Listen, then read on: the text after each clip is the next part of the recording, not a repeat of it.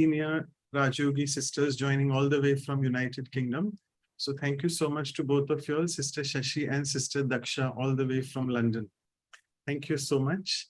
And before I go on to their introduction and the poem, so let me just give you the background that why this month of June we have selected these two values. I mean, the first one today is helpfulness, and the next coming after in the next fortnight will be fearlessness. So just to give you a background for people who are new to this, to the Brahma Kumaris concept, we have someone called Mama, whom we fondly call Mama. She was the first administrative head of the Brahma Kumaris. And she was an embodiment of both these virtues in and out 24/7. She was absolutely helpful and also highly fearless, we must say. Fearless, we'll see later in the next fortnight. And though this value of helpfulness is a very simple value, but I think what she said that we can be helpful to people who help us, that's perfectly fine. But can we be helpful to people who are really very challenging and don't help us? Can we do that? So that's all about today's episode, which we'll be discovering today, this value on. And before I begin, let me just introduce our first brand new guest for us, Sister Daksha. Welcome, Sister Daksha. So I asked her for her biodata and she briefly sent me only these few lines. Very humble on your part to do that. So let me just introduce in those lines, because she's not many people have seen her on this platform, but she is an accounts graduate and has dedicated since the past almost 40 years, I must say now, 36 years to 40 years of her life to this humanitarian service in the Brahma Kumaris. And quite a few people who have joined from the UK will know that she successfully coordinates what is called the inner space at Wembley, which is basically a meditation and personal development center present on the Oxford Street, the High Street, and it is for local communities and businessmen. So many people visit and they get a chance to enter the inner space and learn meditation. And she's got a quite passion for building bridges, and she's also empowered many people from all the walks of life. And she has received a few awards. She's been recognized by the Mayor of Brent as a community champion for her service to the Wembley's ethnically diverse population. I'm sure many people would be knowing Wembley for the stadium, which is there, the football stadium. And finally, Sister Daksha is an experienced presenter, sharing with a lot of reverence, clarity, and warmth. And I must say, she has been our savior, has pitched in right at the last minute. We had a little bit of shuffle of the speakers, so big thanks for her to spare her precious moments with us. And the second speaker, we know her very well. She has been with us since the time we started these episodes and the workshops as well, Sister Shashi, who has been in the Brahma Kumaris and surrendered for almost 45 to 50 years now. She's also a very inspiring and sought after speaker. And her depth of understanding and experience has really touched many people all over the world. She's also a mother and a grandmother, which she proudly writes in her biodata, which is very nice. I like that. And her talks, as you can see today, are very lively, full of humor, and a lot of practical application they have. And she coordinates the service activities of the BKs at the Greenford Center in London. So I would now, before going on to them, I would just speak about the poem, and then I'll go to Sister Taran for the, for welcoming both of them.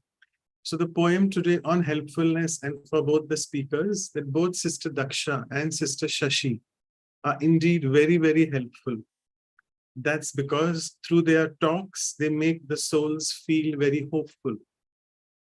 They teach the souls the practice of how to be mindful, making sure over our weaknesses, we are indeed very watchful. Today, we shall witness that both of them indeed are very cheerful. That's because what to think every second, they are very careful. Their presence today for all of us is indeed very graceful, and their talks full of virtues are indeed very purposeful. So let's pay our full attention to their sharings, which are indeed very meaningful, and try to inculcate in life and make our inner being feel very bountiful. So with these few words, I would now request Sister Taran to please officially welcome them with flowers. Over to you, Sister. Yes. Good morning, Om Shanti, Shashiben and Dekshaben. Welcome back, Shashiben. We missed you here in Abbotsford and Vancouver. And I'd like to welcome both of you with these beautiful hydrangeas, my favorite plant. They bloom all year round. And now that summer is almost here in West Coast. And these are ready to welcome you, just like you both. They're blooming as you are too. So thank you and welcome. Thank you, Taran. I can't just fix my, right. That's fine. So you're joining from the mobile, that's fine. No. So before we begin, we'll just have a few housekeeping instructions. So the interpretation icon for the interpreters, sorry, for the people who want to hear in different languages, please click on that and you can select the room where you want to be in. We'll have the first 50-55 minutes, the talk or the conversation between both the speakers. And then we have 15 minutes for question answers. You can send your questions to me later, closer to the time when the talk is getting over. And then lastly, we'll finish with meditation as well. So over to both of you. Thank you once again. The stage is yours now, yeah.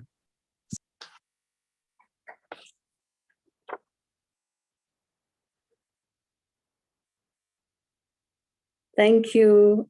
Sorry, you can't unmute Dakshaben. Make Dakshaben co-host. Yeah, she was co-host, but I wasn't. No. you weren't, sorry. Okay. So thank you for that warm welcome. And as I mentioned to you earlier, Manoj, we're having bhakti. So this is the flower I was given. So I'm presenting to all of you as well. Peace. Yashban, you want to start? Thank you, Om Shanti. Good afternoon in London and good morning wherever, and good evening. And let me congratulate Dr. Manoj Bhaiya, and of course, Claudia's sister always there in the programs, and Taran for offering flowers. And of course, Anu and whole meeting who put this program so successful. This is what I call helpfulness. And please accept my congratulations for this success. And naturally, this is a great help for the listener how to put values in their practical life. This is what we need to understand, that it's not just for saying, but it's for living the practical value in day-to-day life. It's very helpful. And I was thinking, today's topic is beautiful. Helpfulness. What is helpfulness? It's a service to the mankind, those who need, and you help them in their need. And of course, it's such a thing that you get their blessings, you get their, you could say, from the heart, not only blessings, but good wishes. And this is it. And when we help them, there is such cheerfulness in their face. And not only help to the people, but of course, you help yourself. When you give someone help, you feel very happy. And that is it. And now the other, you need help yourself as well. Look after yourself, look after your body, look after your mind. And that is real helpfulness. And of course, helpful is of two kinds. You can give help on a physical level, and you can give help on a spiritual level, or you can say on a moral support. So on a physical help, you could see there are many, many institutions, say Red Cross, there are so many charities. When there is some disaster or Ukraine war, or you can say earthquake, many organizations got together to help them. And you could feel that they have such kind heart. In their heart, they really want to serve the humanity, those who are needy. So physical help is also very much appreciated because people need at that time. I know when there is Ukraine war, and one church asked Brahma Kumaris to help some food tins and some day-to-day items and things. And, the people were so eager to help. And I was watching one of the program in Tele, just see what happening in Ukraine. There were tons of things that people send us, so much money and whatever they can do in sense. That's called physical help. Daksha, what do you think about it? Yeah, true. I think I'm very fortunate that we've been brought up with this awareness, and I was reflecting on my childhood that even the little pocket money I used to get, I used to think, how can I share with a poor, younger child who can't, may not get opportunity to have chocolates and ice creams and things like that. So I think it is, it's lovely that we have this awareness, and as we grow up, we've been fortunate to, people who have guided us. And in my own, life journey, if I see that, I especially like to thank many people. Certainly 3 people that I want to mention. One's my grandmother, and the other is the hostel that I was living in, the principal there. And then, of course, when I got onto the spiritual journey, our senior sisters, whom we lovingly call Dadi, and especially Dadi Janki, I'd like to refer to. So what I saw in my grandmother was a living example of absolute renunciation and focus on her devotion. And her love often was through being very firm about things, and almost like quite strict. And I think I have somehow, most of the help that has come to me is the people that I'm talking about have been very firm and strict in life. Mm-hmm. We can't hear you, Daksha. Sorry. Sorry. It's just a question someone was asking. All right. So I was just saying that then when I went on to going to a hostel, and the principal, the head of the school there, was also a spinster. She had decided she didn't want to marry because then all the children that will come to stay with her would be like her own children. And it was quite interesting that when she was very strict, but very, very spiritual. But one way we wanted to get her to do things for us is that if we didn't eat, she could not bear that, So if we wanted to get her way, we would often say, do that. And then she would find her way to, be positive and listen to us, etc., and allow us to have fun things.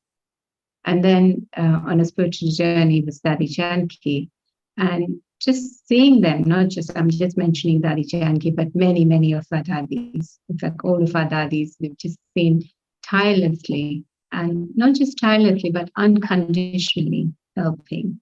One of the things I especially remember Dadi saying that there's many ways she's taught us how to be of seva, of how to be of help to self and others. But one of the things she was really mentioning was that never remind anybody of their past, and especially their past mistakes. And how, because often when we remind others of their past, remember what we've done wrong in our past, then what happens is it just takes us down and we make similar mistakes again. Yeah. We should continue. Tell where Shashibin's gone. Okay, so Hold these, on. yeah. I'm So not what do you- set. yeah. Just 1 minute. So I was saying that, about help is that how these various souls are very influential, and often, we look up people in history, people here and there, but actually there are so many people just in our own life, our personal lives, and that if we were just kind enough to look and see what they have done. And often you find that when they're saying something, when they're trying to tell you no to do something or to do something that you're not ready for, it's not that they're being merciless. It's not that they are harsh, but it's actually they are helpful. And one of the things I remember Dadi used to often say, when I didn't want to do something that was expected of me, or I did something that was not quite right as per our systems. So she would say, "Ye tumhari shan nahi hai." No, this is not an honorable thing to do, and you should avoid doing this. And I keep often, when I find myself doing something and I remember Dadi's words, "This is not your shan." And instantly you get the power not to do it, or the power to do if you weren't doing it. So these are some of my thoughts. What do you think, Shashiban? Very nice, Daksha. I was thinking we all need help sometimes. Somebody to teach us, somebody to care, or somebody to give us strength, and somebody to listen to us. We all need help. But in other words, if you want to practice to be helpful, you don't need to ask someone. You just, you could see that if somebody needs without asking you help. Do you know what I mean? And if you could just feel that this person need help, and it's sometimes it's good to have help incognito, not show off that I'm very helpful. No, not show off. And I have many examples which people have just help each other or help in incognito way. I remember somebody was sharing a little incident in Oxford. There was a retreat going on, and naturally 35 people at that time there. But in the evening, they were having a session, and suddenly it was winter time, and heating just put off. Boiler just had some trouble or whatever. And now winter time is really cold in London. And so what that sister said, that one of the sisters need to announce something. She didn't turn up after that.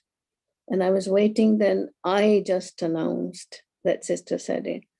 And I was thinking she might be busy or she forgot. Later on, I found out why that sister did not come. She just put 70 hot water bottle she filled. 70 hot water bottles she filled and put up in each bed two, one in down and one in up, to make them warm. Maybe room is cold, at least they can sleep. They can sleep in a hot bed. I love that. I thought, and she did not say that I did it. There you are. It's such a beautiful example, I thought. Not to show up. You have to be very caring, very caring. Your heart is so kind to help people. It's not that they ask you, but you could feel that this one needs help. Or, someone who is lost their way. Nowadays, it's such a blessing that science has produced so many inventions that our life has become so comfortable, so comfortable. I love this smartphone. I love navigation in my car. Way back, I told you, one or incidents of help in guiding way, you can say it. In Birmingham, there is a spaghetti junction. Is so many roads going this, that, the other. We lost our way. We asked this one, yeah. It's a way back when there was no navigation or TomTom or whatever. And we go this way, that way. We couldn't find the road. We needed it. That at the petrol station, we asked someone, we lost, what can we do? And, he looked at us that we're desperate to find our way. He said, kindly follow me. I'll put you on the road. It was so good, so good. We really appreciate it. We followed him in 2 minutes. He put us on the right road. There you are. So what he got? Our blessings. Lots of blessings. What he got? Lots of blessings. Of course. I loved it. Then I thought, if someone asked me the way, I really said, yes, I know it. If I don't know it, then it's a different story. But to find the way or find someone what they're looking for, it's that their genuine blessing is there. So, and many, many other things you can help people, like in COVID, there was lockdown, many weeks, and people really ask the elderly, you need any shopping, you need any help, you need, and one person, really literally one family came to deliver some shopping for us because I could not go out. And what did I say? Thank you for genuinely thank you. And I said, okay, hold down, take some prasad tholi. That's what I could give them with my blessings. See, and in COVID time, it was helpful. People not even thinking that do they need help? They're asking. And we all say that help your elderly, help your neighbors if they need it. And I know that one person was standing in a bus. She could not because all the seats of elderly was occupied. And one person really got up and say, you sit down there, Just a funny side to it, Shashiban, now when I get onto public transport, people stand up and give me seats. They see you white sari. They see you white sari. Could be the white hair too. Oh, that's so good. This is physical help. And I know Dadi Janki, you mentioned it. True. She taught us how to help on a physical level, even not spiritual, let alone spiritual, but physical help. Way back when we started the morning class, it was difficult to come by public transport. And many, many sisters could not come because of maybe the bodies or the no transport. And Dadi asked us, your car should not come empty, right? And I used to give lift to 4 people, 2 in my area and 2 on the way in Wembley, Champaben, you remember. And we bring them in the center in the morning class, and gradually other people also keep giving lift to others. And the class was getting full. And Dadi one time asked Champaben, she wasn't very young, can you learn driving? And when Dadi said it, and she said, okay, Dadi. And guess, she learned driving, she passed the test, and now she's giving the lift to those people who I used to give lift from her area. There you are. And whose idea was this? Dadi's idea. That, of course, and she taught us helping way in any way, in cleaning the center, in cutting the vegetables, in doing service. It's such, from my heart, I say, thank you, Dadi. You have given us the understanding that what helpfulness meaning in a practical way. It's true, Daksha. We remembering Dadi.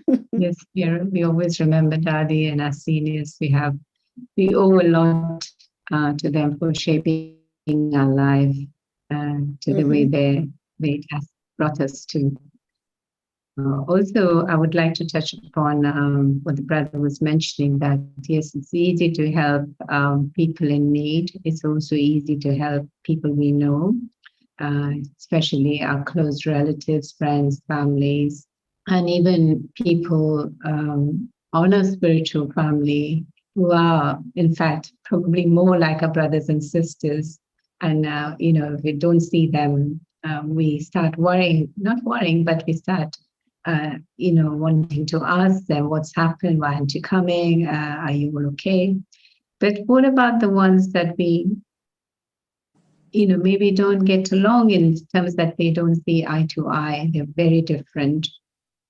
And one of the methods I think, one of the things that I keep in mind is that each actor has to play their part, and we are different, and we're all very unique. And we have to collectively kind of move to a common goal. I remember my time in Canada and Vancouver. We were 3 sisters. I came from being in Bharat and Dubai, and then back to town. And the other sister was American Chinese, and the other sister was British Canadian. And one of the ground rules that we all agreed upon to work further is that we are all different and we are all equally important. Our views are equally important. And yeah, the center flourished. In no time, we had about 30, 40 students, even in a morning class. And I'm sure the service still continues nicely, as you can see the example of that is still alive. And so these are some of the things that we worked with, that each voice matters, each idea matters, and we're working for a common goal. We're coming to this point where, say, we're not, in alignment in terms of our thinking, in terms of, it's just maybe not as per even our, understanding of what we call our disciplines, or in the Hindi term, Srimad. And people who are maybe have an ulterior motive, they have an agenda in whatever they're doing. But even for them, it's like the more I have pure vision for them, the more I have positive vision, whilst I am protecting myself. It's not that we just put ourselves into fire and allow ourselves to burn, but the more I protect myself through God's remembrance and, our seniors' guidance, but also keep that friendship, even though I may not agree upon. So it's like we agree upon disagreeing kind of thing. And you find that even those souls eventually will understand where you're coming from. But even if they don't understand, they will not, stop you from doing what you want to do. And I think that's also kind of a help. And one of the main things is that even if I don't get along with anybody, we should not get along. Say, for instance, there is somebody that you don't quite like or don't quite resonate with. Never allow that feeling of judgment, never allow that feeling of resentment to enter in your heart, because otherwise you are at loss and you're not helping yourself. Because so often we keep quiet. Yeah, we suffer in silence, as we call it. But the moment we understand the word suffer, then what happens is we're creating more wrong karma with that person. And sometimes we find ourselves saying, for 40 years, I've been tolerating you, but enough is enough, right? But what's happened is that you kept quiet, but you were not actually tolerating. Because if you were, then you would not feel the grudge. You will not feel the resent. So I think, when we talk about apkar, and this is saying that is helpfulness, is translated as that, And the saying in Hindi, parapkari par bhi kar upkar. So even those who don't look at it, in the same way as you do, or those who have in fact harmed you. And we have so many stories about political wars where people have come together, which were otherwise on the enemy side, and they've realized that peace is the way. We probably, all of us have watched, and I don't remember the name of the video, but there's a video from South Africa, how somebody from the white body and somebody with the black body, they actually realized they'd bombed each other and they'd harmed each other, and then eventually realized that it did not bring them any peace, didn't bring them happiness. And then they were promoting that peace and understanding, and you've seen it's come a long way in those countries. So this is what I feel is parapkari par bhi kar upkar. Even those you don't get on with, how can we help? But one other factor I would think is taking help from God. And maybe Shashiben, you'd like to talk a bit more about, who does God help and how does one take help from God? That's true. Nowadays, people are really suffering. And when they suffer, who they remember? God. We all know God is the remover of sorrow and giver of happiness. And anytime we are in difficulties, we need God's help. And it's such a beautiful thing if somebody really give you the right introduction of God. I remember, I'm just giving you an example of my mom. She was searching God for whole our life. We were children, and looking all the time. She was asking people, how I can find God, what's the real God. And she used to sing a bhajan. Her life story was that she was 6-year-old when she used to go to Gurdwara with her mother. She belongs to Sikh Panthi. And then when she got 12-year-old, somebody told that might marry the Sikh people. Then he says, go to temple, and you say Gurdwara, there won't be harmony there. So she just gone with her auntie and grandma to the temple, learn all the Gita, learn all the Ramayana and all the bhajans. But when she married to Arya Smajis, those who do Havan, Swaha, Swaha. She learned all the mantras. And what bhajan she's once singing all the time, Yog sadhan ke bina tujhe koi pata nahi, man mandir mein bhagwan tu aata nahi. I want to learn yoga. Without yoga, you can't find God. And any sannyasi comes, any big person comes, she says, I want to learn yoga. I sing that song. And they say, it's not mother's job. You just chant Gayatri Mantra 100,000 and forget it. All the time we see her, Om Bhurvah Swaha, Om Bhurvah Swaha.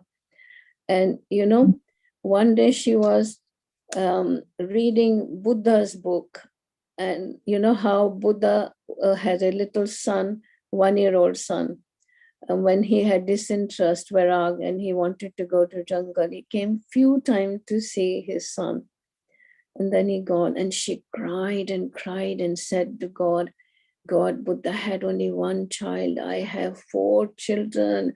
How can I go to jungle leaving 4 children like Buddha gone? And see how desperate she was to search God. And then next day she was going to the Arya Samaj. She composed one song that carry on remembering God. God is very kind. He will come himself to meet you.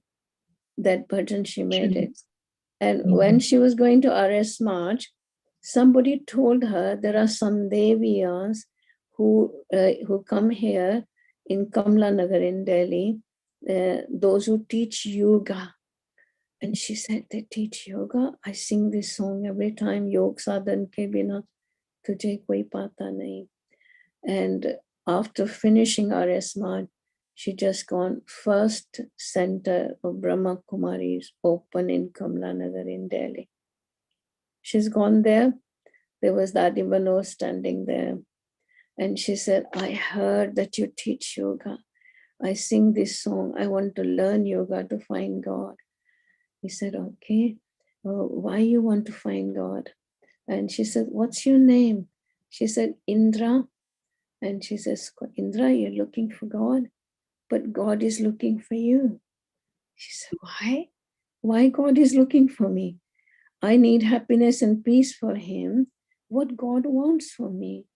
And she said that you call God your mother and father. She said, yeah, every day I sing Tumeo Mata Chapita Tumeo.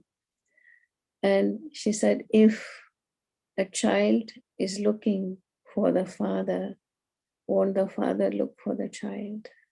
And Daksha, that day and 64 years, she was with Brahma Kumaris. Her life totally changed.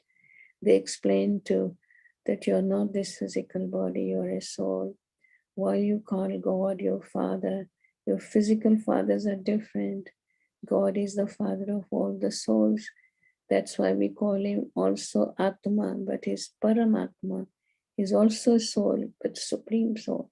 You sing and dance and God knows what, You were talking Upkar. That's what somebody just introduced her to do the Upkar to her. Her search finished. And she was the happiest person I could feel in the world. And she never left us alone. There you are. Yeah. She done a part to us and never left us, me and my sister alone. And I always brought you to the spiritual path, isn't it? And brought you all to the spiritual path. That's right. This is it. The spirituality help you to understand. This is what this Brahma Kumari's teachings, we call it Brahma Kumari Spiritual University, means study. And I love it because study, God is not, we say God is very helpful, of course, but God help those who help themselves. Indeed. So he's not going to come in my circumstances and says, hey child, you are liberated from sufferings or sorrow.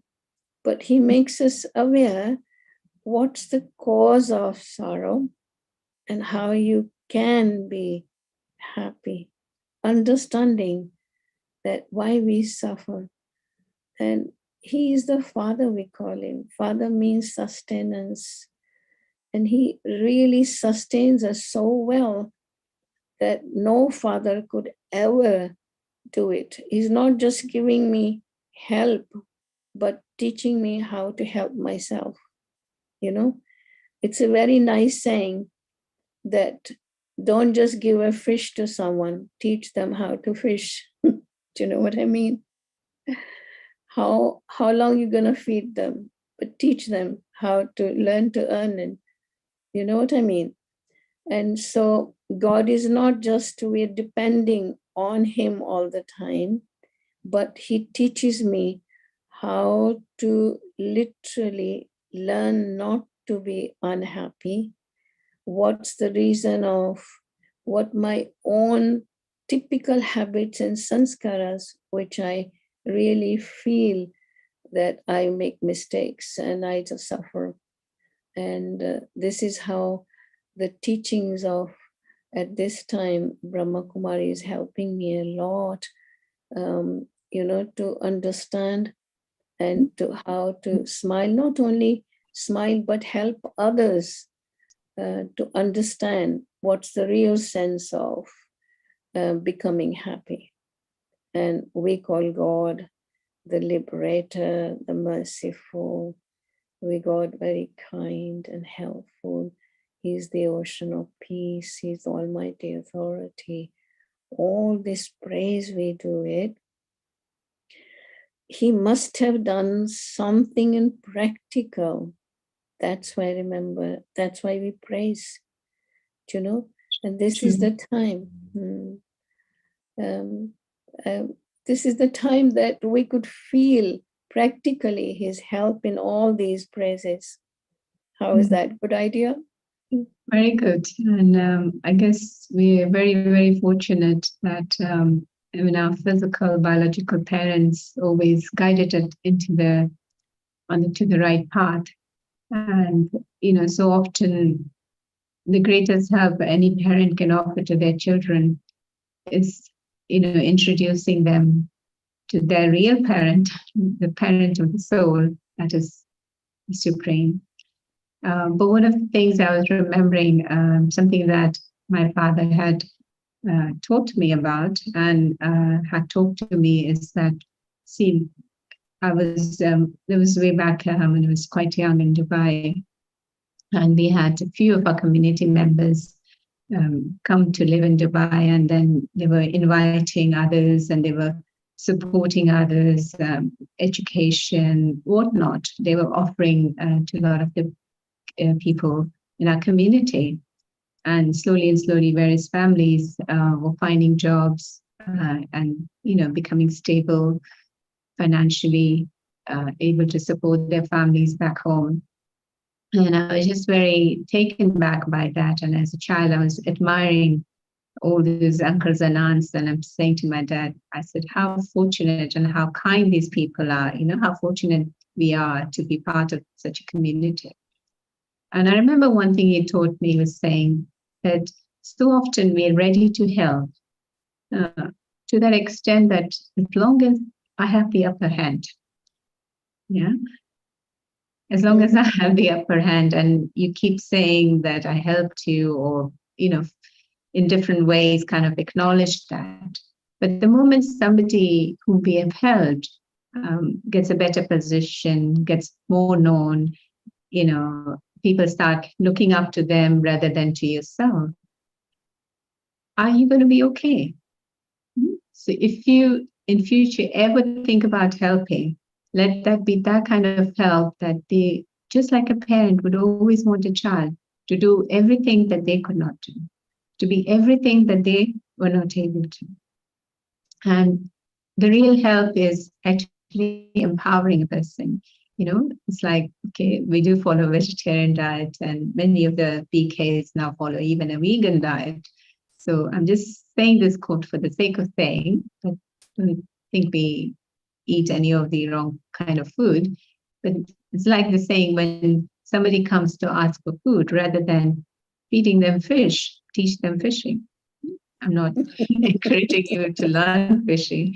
But what the saying stands for is to empower the person so much that they can directly and all the time take it from God or take it, be powerful themselves and are able to then guide others, to lead others. And I think this is the beauty of all our ancestor souls, as we call them, all our seniors, at the Brahma Kumaris. And I think even physically, I think a lot of my ancestors were of that nature, that, you've often heard Dadi say that I want you to experience everything I've experienced. I want you to be this and be that. And it's, when you look at Dadi, you would say, if you only knew what's going in my mind, you wouldn't even think about those words, can't think of those respect that you're giving me. But that's what Dadis did. This was what our seniors did. They respected us to that extent that we actually rose up to that respect that we had risen. And this is what Raj Yoga is about. This is method through which we absolutely understand who we are. Again, this month we are celebrating, of course, Mama's month, but we're also celebrating the International Day of Yoga. And also it's the Environment Big Week. At least it's here. I don't know about out there in the world, certainly in the UK. This week is big week for the nature and the climate change that's taking place. So just that absolute respect for each, not just human beings, but for nature, but animals, birds, everybody. And I think the greatest help that we can offer is through our thoughts. To the extent our thoughts are very, very positive and powerful and have that vision that the best and only the best should happen for each soul. And you will see that how we're easily able to bring back to the world what we have been looking for. Why are we on a spiritual journey? Why are we on a spiritual quest? Is to make this world as remembered, Vasudeva Kutumbakam, where everything is beautiful, we are like a family. And to bring that golden era back, instead of all these fights and quarrels and wars and arguments and so much that's going just wrong. So that's the help. And that help we can, as much as we can do running around, let's do it. But the main help is just having pure and positive thoughts, not just occasionally, not just once, twice a month, but on a daily basis and many times during the day. And you will see that it will happen very soon, though it may not look like. So I think I'll pause here. I think we should open the floor for questions. Unless you want to share anything more. Let me share one thing. Sure. You know, Dadi not only physically ask us to learn how to help each other, but spiritually, Dadi never ever, just make us depend on her. You know, a real help is you help them, but not to depend on you. Do you know what I mean? Sometimes you help someone and they are all the time depending on you, you know, maybe emotionally, or maybe they have someone to listen to their problems all the time. And there you are. But Dadi always, I remember one time I was traveling with Dadi to some place. I was sitting very nicely enjoying Dadi's company.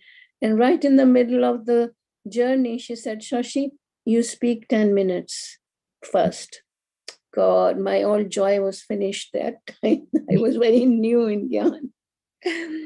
I said, what? How am I going to speak in front of Dadi? I don't know much about what she's going to say or what you want me to say. But when she said it, you can't say no to Dadi, you know. And how she helped me spiritually to move forward. See what I mean? Not just to sit and listen to Gyan all the time, her classes and this. I just was thinking what I'm going to speak. And I managed to make my way a little bit, but I was happy that she pushed me into it. I was a bit nervous, but I was happy there. Then she used to go to Hounslow from Kilburn. I used to pick her from Ealing and take her to Hounslow, and the brother would drop her. And when she got so busy, she said, Shashi, now you do this class. I am not going anymore there. Sometimes I might go there. I said, what? They're so used to of you, Dadi, and what they're going to listen to me. But she pushed me into it. And then I will listen to Dadi's classes always. And I read magazines. I will just do this thing, that thing. And that brother who was really used to of Dadi's, he got so happy that now I start giving classes in Hounslow. And what I am saying is, you help people to move forward, not to depend on you.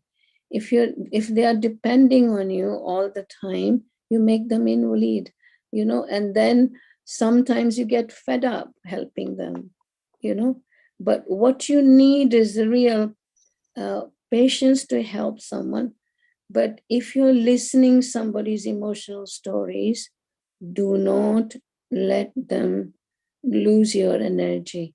You know, sometimes you just think of their problem and you just lose your also energy. And no, help them, but do not expect any credit from them, or not expectation that they should give you thank you or they should really appreciate it. If you're just looking for appreciation for their help, it's not a genuine help. You know, genuine help is, I tell you my own story. I help one sister, very new. I help one sister in every way, too much. And one time she was very rude to me. I said, what? I done so much for her, and what she's doing, I got really upset. And I tried my best. She might not having in a good mood, but my expectations that she should be nice to me because I'm helping her. Do you know what I mean? Yes. And 1 month gone, and I was saying, let's forget drama, put a full stop. And but whenever I see that sister, my heart says, wow, I've done so much for her, and look what she did. One time I asked Dadi, please give me a minute, help me. She says, come and sit down. I took many Dadi's hankies. You know, when you have tears in your eyes, Dadi gives you hanky. She helped me many ways. I said, Dadi, you know that sister? I helped her so much. And look what she did to me the other day. She says, And I felt so good that she knows my pain. You know, she knows my pain, what I'm going through. You know, what she said to me in the end, it's for a little thing, don't lose a friend. You know, just forget it. Don't expect any help. Don't expect any appreciations from there. You do it altruistically. And I learned from that you do help someone, but don't have expectations of the return of help. Do you know what I mean? Yes. And God is saying that I need your help at this time. Now, why we remember God? We remember in difficulties. Now people are really suffering because of COVID. The economy is going down the drain. Things are very expensive. All these strikes are going on.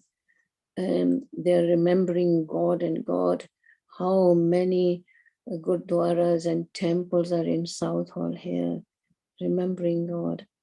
And now God must have come sometimes to help us. He can't help us from up above, giving me inspirations. My intellect's so polluted to catch his help.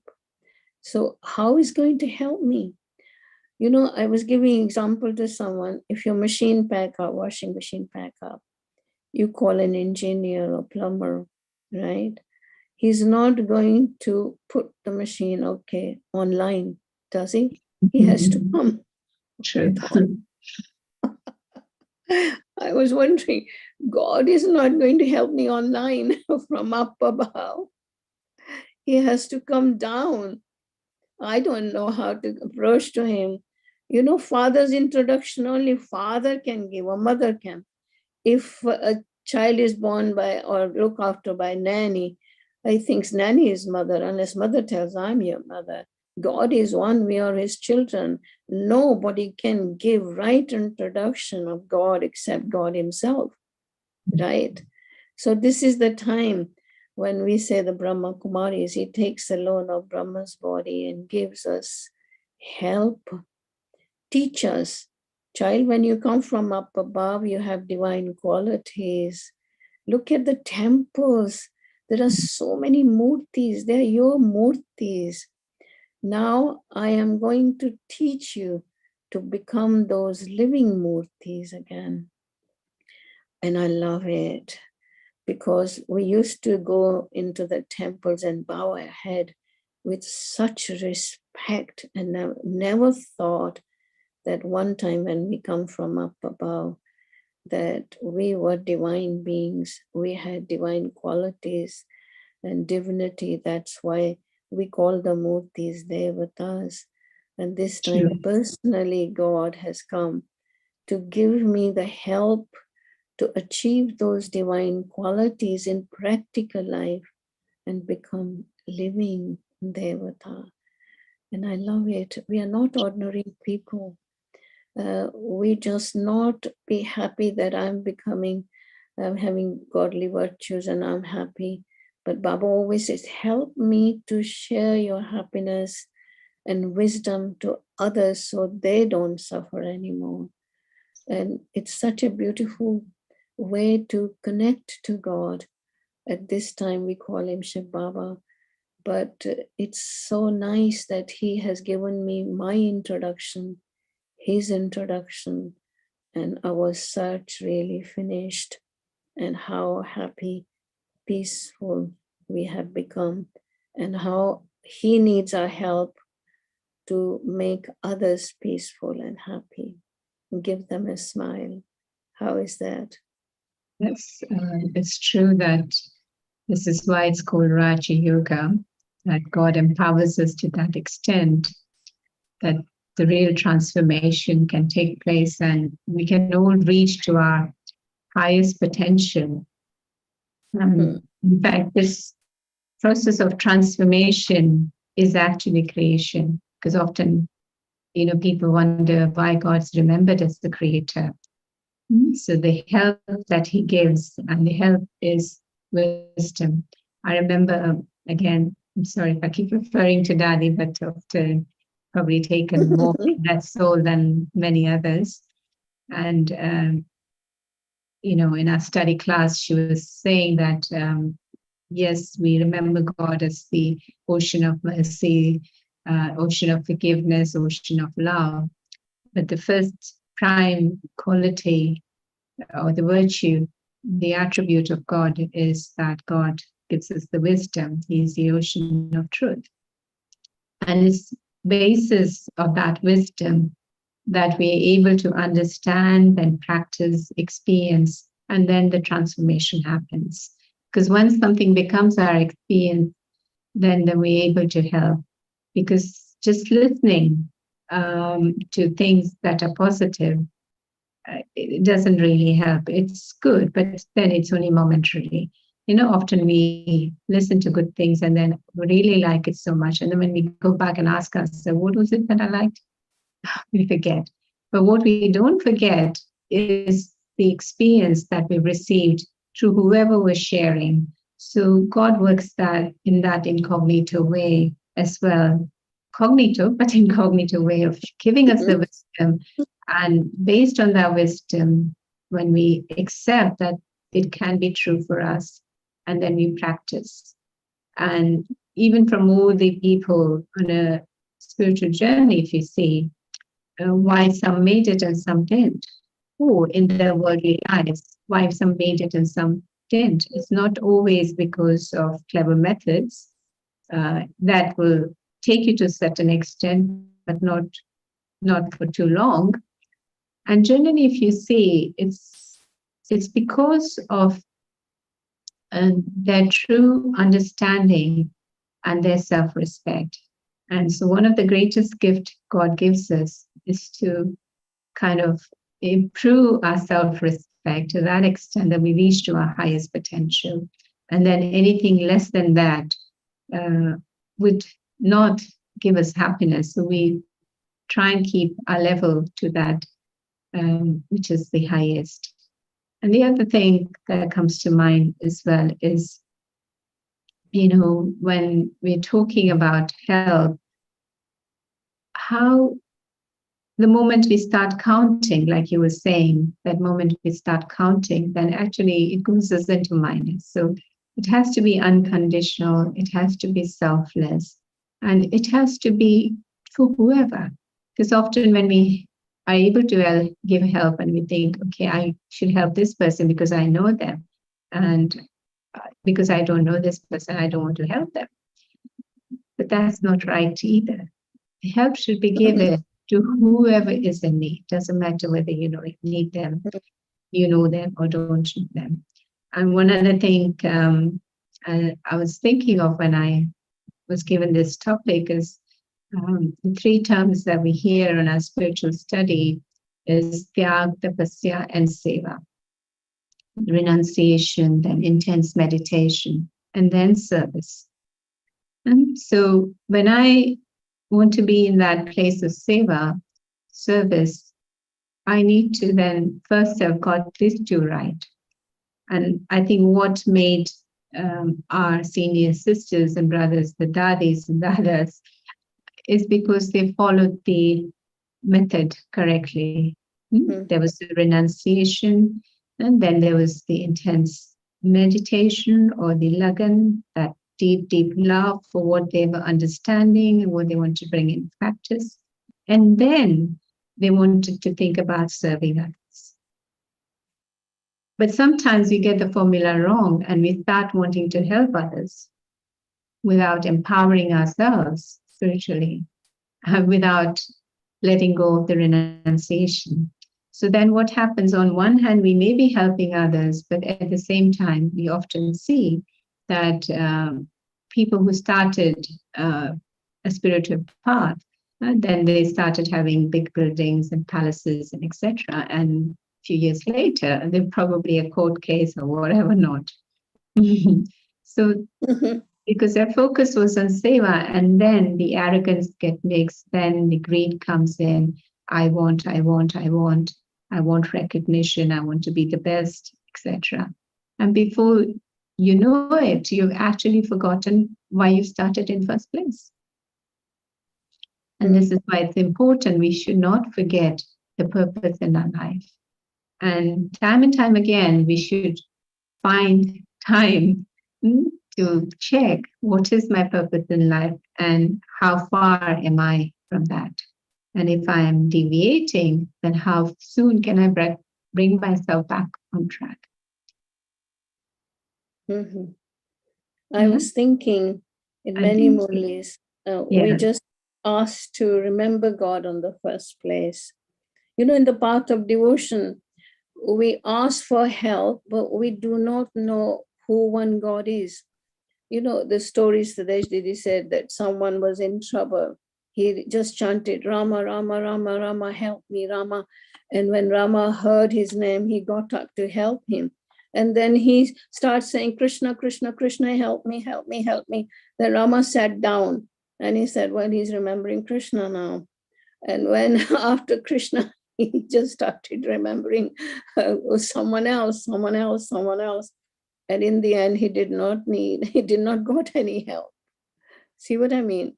So now we know who one God is, but if I am sort of turned off and I did not get of this one's help, that one's help, I really needed some help, then I remember God, then his help is secondary.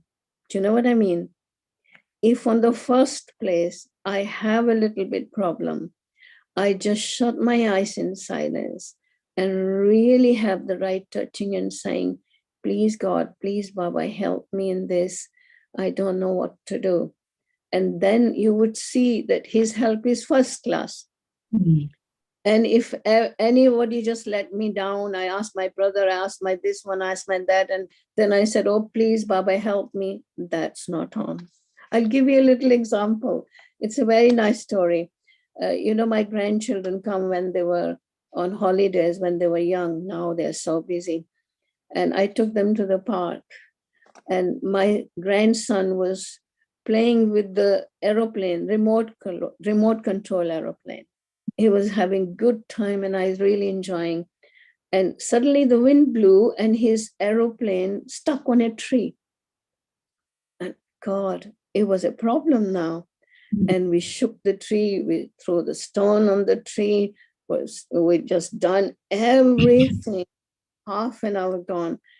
And we struggle. And I said to him, let's go home. We take Dad's help and see what we do. And he started crying. When he started crying, I shut my eyes. Then I remember Baba. after doing all this hard work, then I remember God, I shut my eyes. I said, please, Baba, help me. I need your help. I haven't even opened my eyes. 2 men came running. One went on the tree. One was guiding him. He took the aeroplane out, gave it to the man. By the time I opened my eyes, they disappeared. I said, thank you, your God sent. Your God sent. I learned my lesson. Rather than struggle on the first place to help this one, to help that one. And I guess in the first place, I guess we think God is so busy. So let's try things out here first.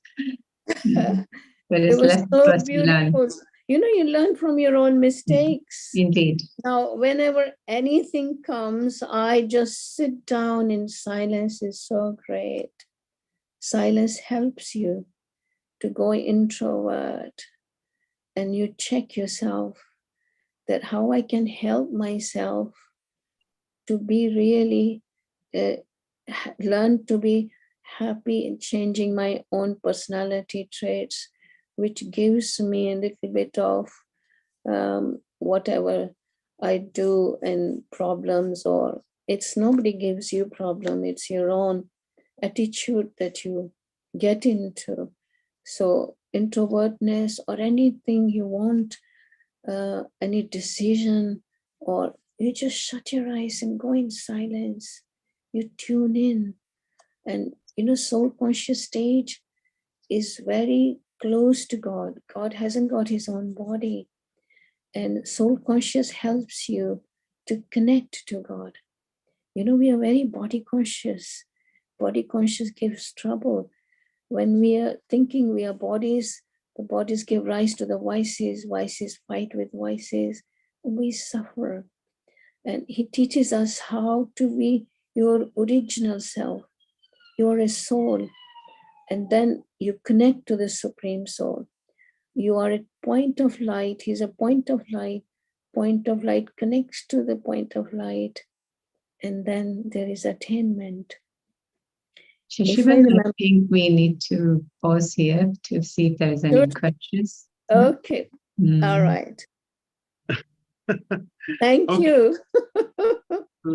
Thank you so much, both of you, for your fantastic conversation which was going on. I didn't want to include. We have less time for questions. We'll see. We'll just take a couple of them.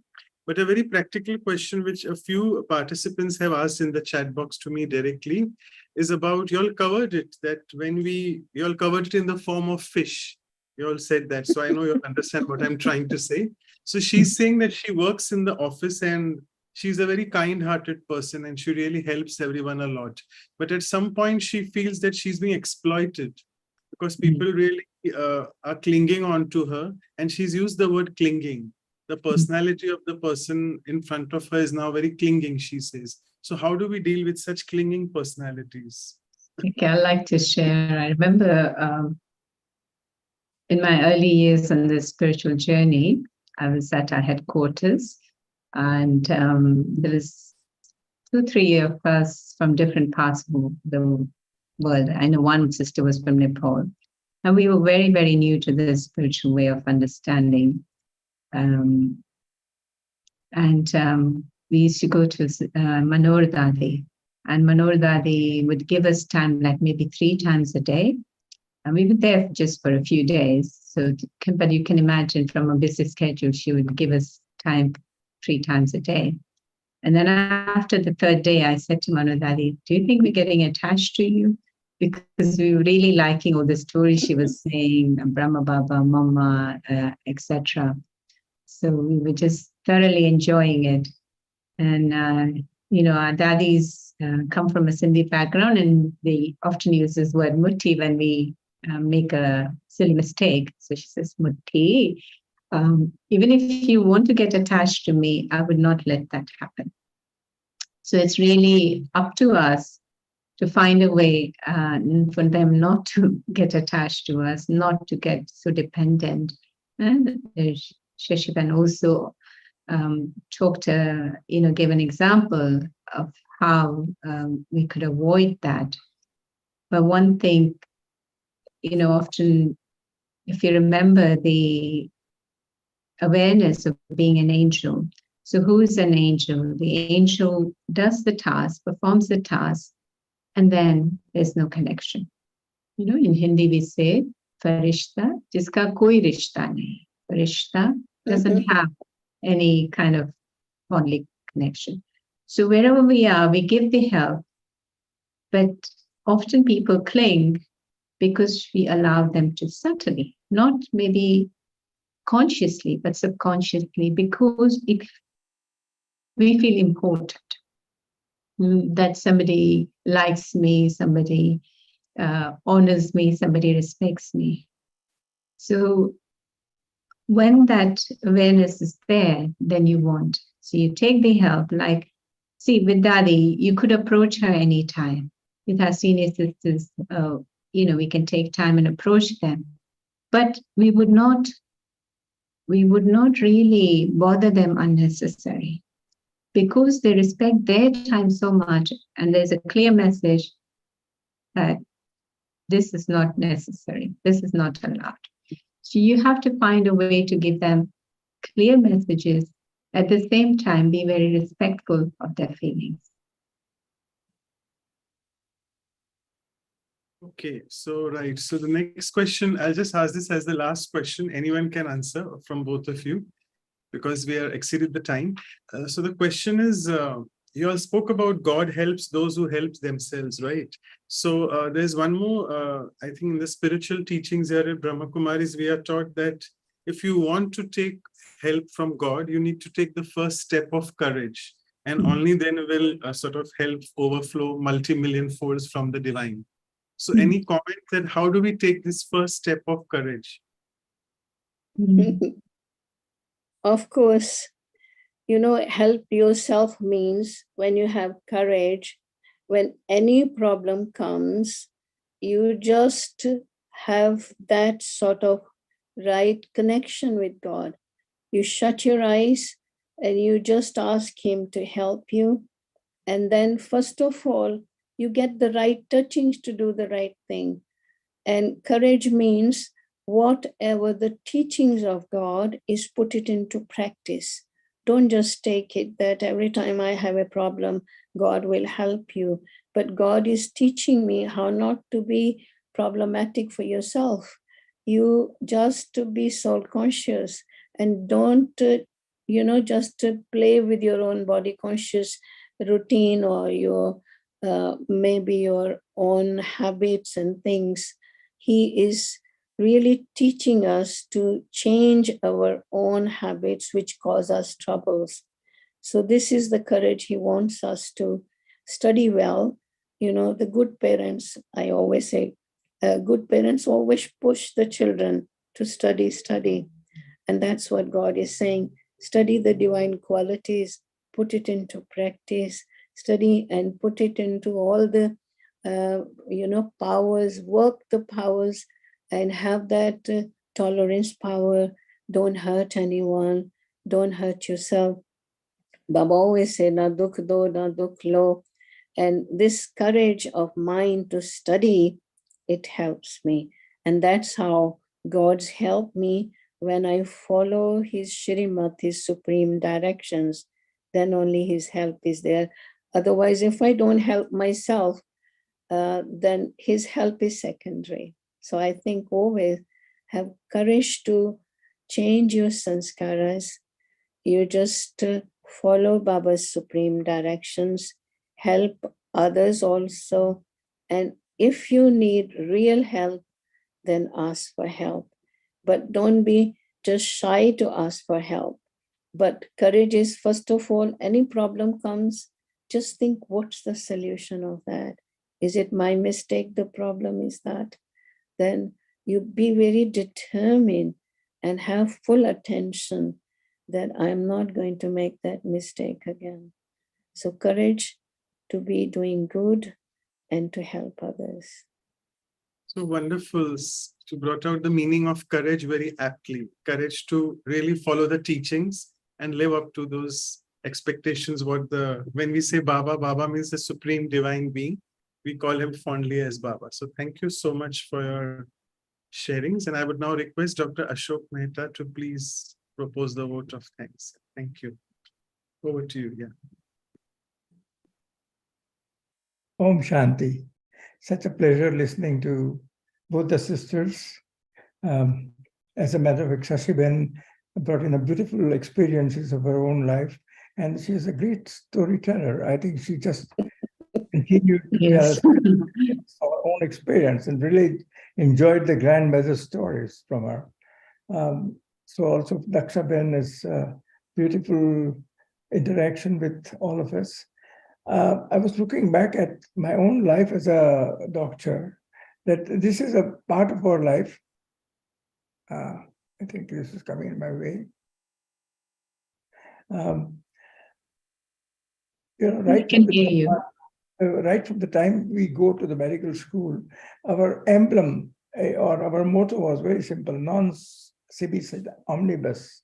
It's a Latin for not for the self, but for the others. In other words, you're entering a profession where you'll be helpful to the people. And I had a lot of experience throughout my life where we have been helpful. As a matter of fact, every morning somebody calls you and you're there to give the help. But there are a couple of things I remember. The first time I went to US, I was working in London at that time in 1970s. And from there I went to US. And this is during the winter, January. There was the time when we changed over. And the time I went to the department where I was going to join, the first thing the secretary of the chief with whom I was going to work asked me, "Doctor, do you need any funds? Do you need any money?" Because you have just arrived.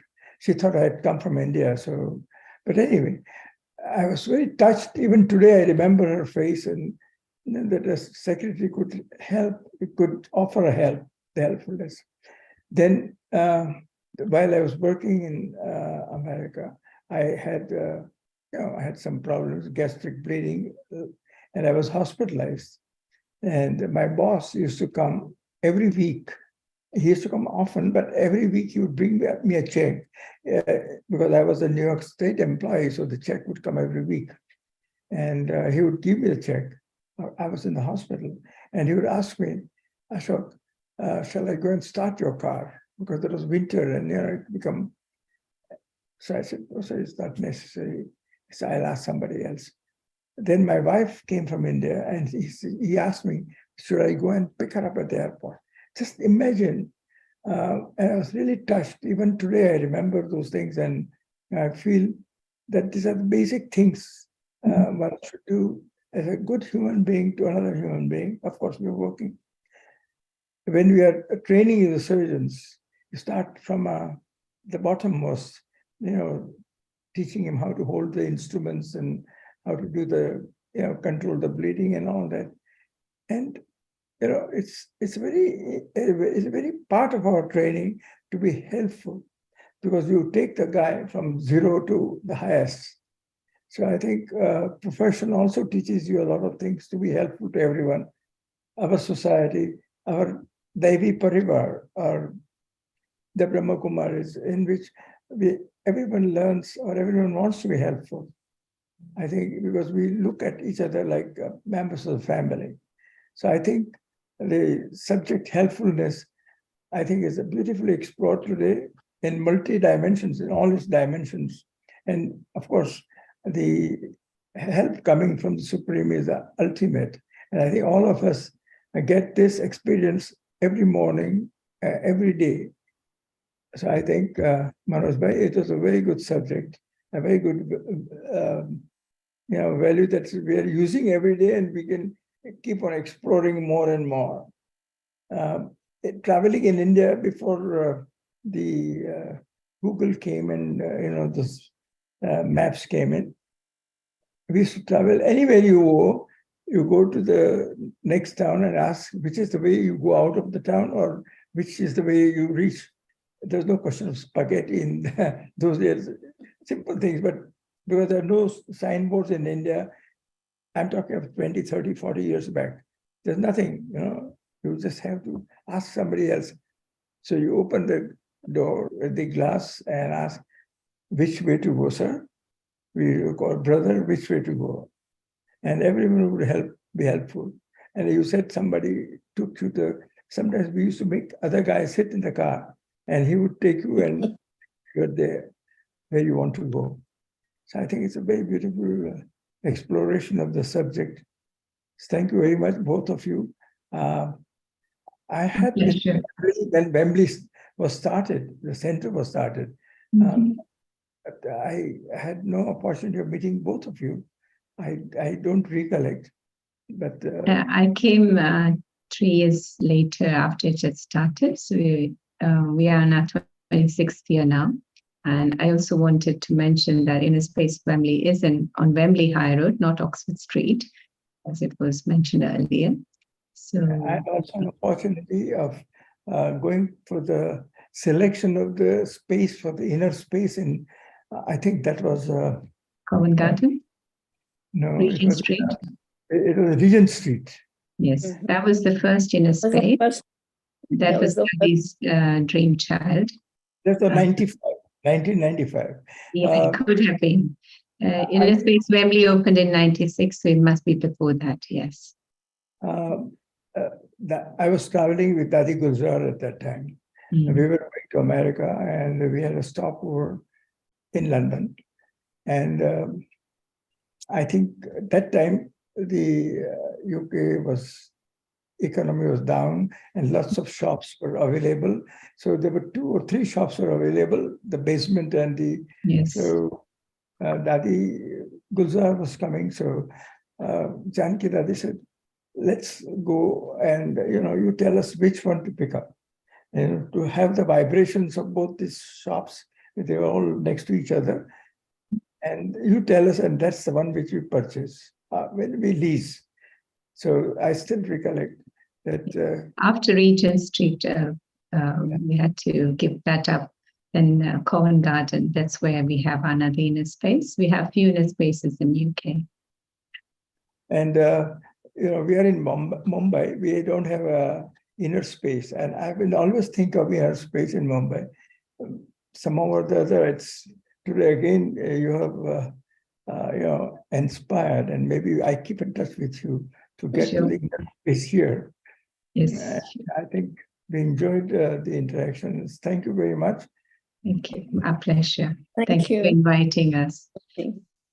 Thank you, all of you all, and thank you, Dr. Mehta, for your sharings as well. And the time is really running fast, I must say. So, Sister Anu, over to you for the announcements.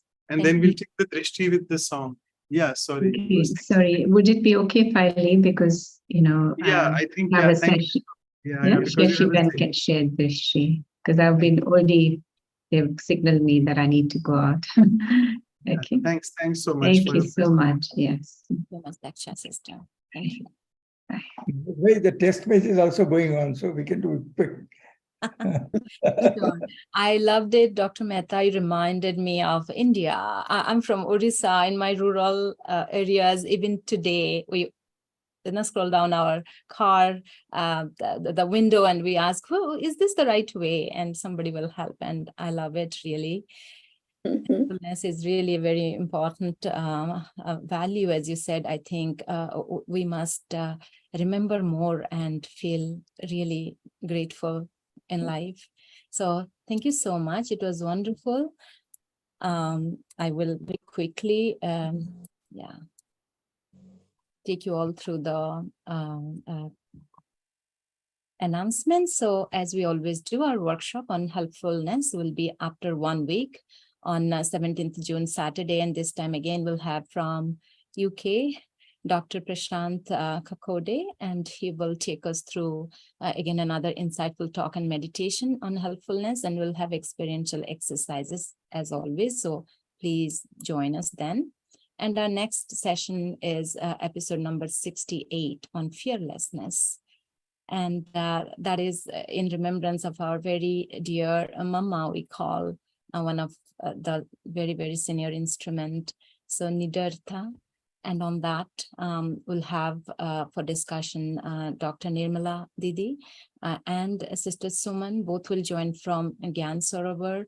And I think Dr. Nirmala will be the best person to take us through many of those stories of fearlessness from our organization and much more.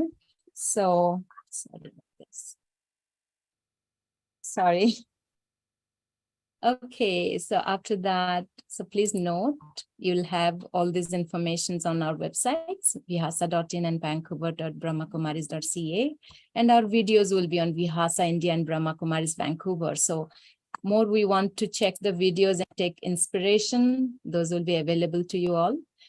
And I think we still want to take a photograph, I believe. So everybody can please switch on your video as I can take the photo with Shashi Didi, and we'll remember Daksha, sister.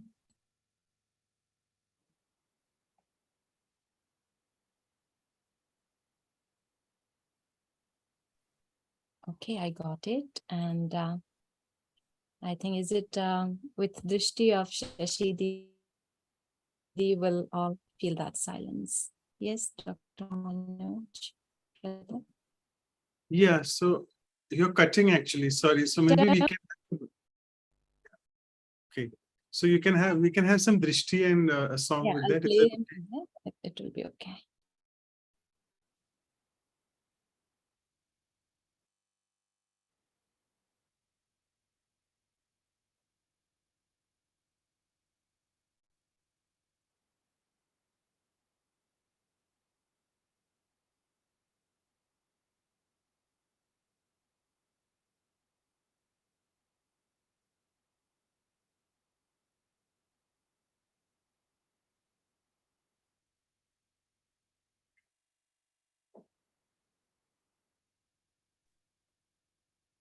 I'm not able to play a song, but I think in sweet silence. Thank you.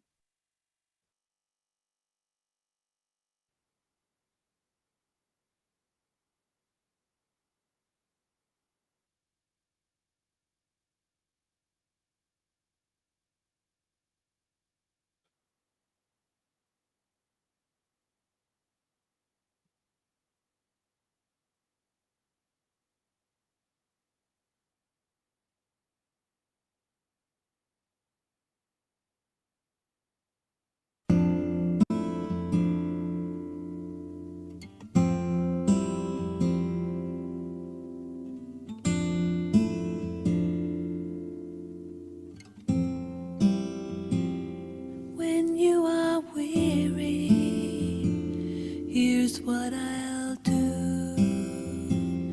When you can't smile anymore, I'll smile for you.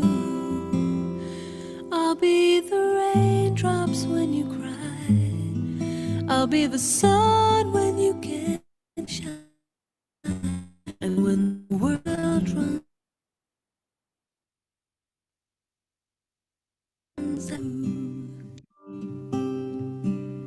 too many people, too blind to see. Too many roller coaster rides won't set you free. So chase the rainbow, chase the high, become the brightest in the sky.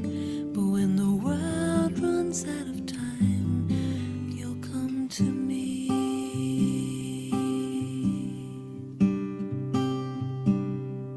And I'll be waiting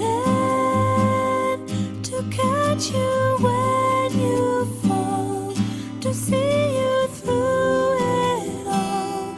Don't turn your face away from me, 'cause I'll be waiting all through eternity. I'll be there patiently. Don't take your love away from me. When you feel helpless, when you are low, I'll be the light upon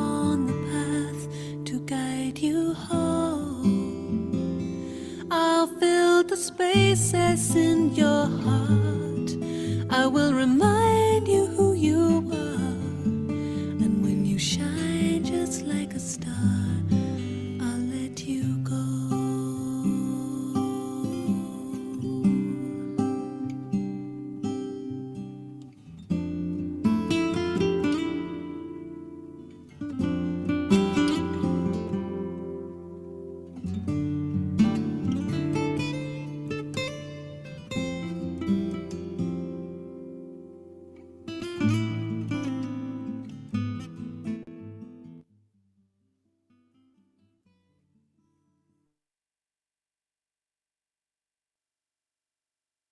Thank you once again, Shashi Didi.